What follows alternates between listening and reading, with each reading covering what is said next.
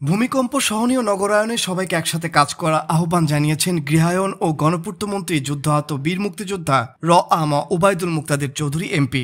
শনিবার 1 জুন রাজধানী একটি হোটেলে বিশ্বব্যাংকের অর্থায়নে পরিচালিত আরবান রেজিলেন্স প্রজেক্টের উদ্যোগে রাজশাহী উন্নয়ন কর্তৃপক্ষের ব্যবস্থাপনায় আয়োজিত ইন্টারন্যাশনাল সেমিনার অন আর্থকুয়েক রেজিলিয়েন্সের উদ্বোধনী অনুষ্ঠানে প্রধান অতিথির বক্তব্য তিনি এই আহ্বান জানান। তিনি বলেন, ভূমিকম্প সহনীয় স্থাপনা নির্মাণ এবং ভূমিকম্প সহনশীল নগরায়নে সরকার কাজ করে যাচ্ছে।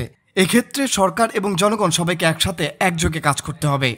ভূমিকম্প সহনীয় নগরায়নে সমাজের প্রত্যেক স্তরের অংশীজনকে সম্পৃক্ত হতে হবে। অনুষ্ঠানে গেস্ট অব অনার হিসেবে বক্তব্য রাখেন মাননীয় প্রধানমন্ত্রীর বেসরকারি বিনিয়োগ বিষয়ক উপদেষ্টা জনাব Salman F Rahman. Rajuk chairman major general অব সিদ্দিকুর রহমানের সভাপতিত্বের আয়োজনে 2 দিনব্যাপী এই সেমিনারে বিশেষ অতিথি হিসেবে উপস্থিত ছিলেন গৃহায়ন ও গণপূর্ত মন্ত্রণালয়ের সচিব মোহাম্মদ নবিরুল ইসলাম সহ অনেকেই। আগামীকাল রবিবার বিকেল 5টায় সেমিনারটি শেষ হবে। ডেস্ক রিপোর্ট, ভোরে পাতা।